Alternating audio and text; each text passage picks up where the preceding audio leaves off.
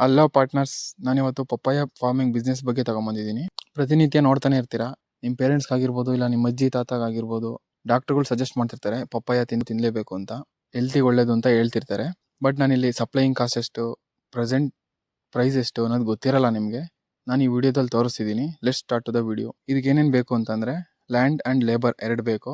ಎರಡಿದ್ರೆ ಸಾಕು, ಆರಾಮಾಗಿ ಮಾಡ್ಬೋದು ಈ ಬಿಸ್ನೆಸ್ನ. ಆಲ್ ಇನ್ವೆಸ್ಟ್ಮೆಂಟ್ ಕಾಸ್ಟ್ ಬಂದು ಓನ್ಲಿ 50,000, ಬರೀ 50,000 ಹಾಕ್ಬೋದಷ್ಟೇ. ಪ್ರಾಫಿಟ್ ಬಂದು ಎಕ್ಸಾಂಪಲ್ ಆಗಿ ತಗೊಂಡಿದ್ದೀನಿ. ಇಲ್ಲಿ 1 ಎಕರೆ ಲ್ಯಾಂಡ್, 1 ಎಕರೆ ಲ್ಯಾಂಡಲ್ಲಿ ಎಷ್ಟು ಬೆಳಿಬೋದು ಅನ್ನೋ ತೋರಿಸ್ಕೊಡ್ತಿದ್ದೀನಿ.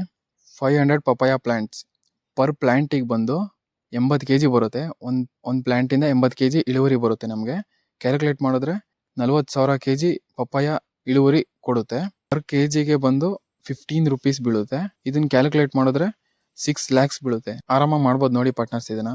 ಬಟ್ ಏನಪ್ಪಾ ಅಂದ್ರೆ ಅತಿ ಹೆಚ್ಚಾಗಿ ನೀರು ಬಿಡಬೇಕಾಗುತ್ತೆ ಇದಕ್ಕೆ ಜಾಸ್ತಿ. ಈ ವಿಡಿಯೋ ಇಷ್ಟ ಆಗಿದ್ರೆ ಲೈಕ್ ಮಾಡಿ, ಶೇರ್ ಮಾಡಿ, ಸಬ್ಸ್ಕ್ರೈಬ್ ಮಾಡಿ. Thank you.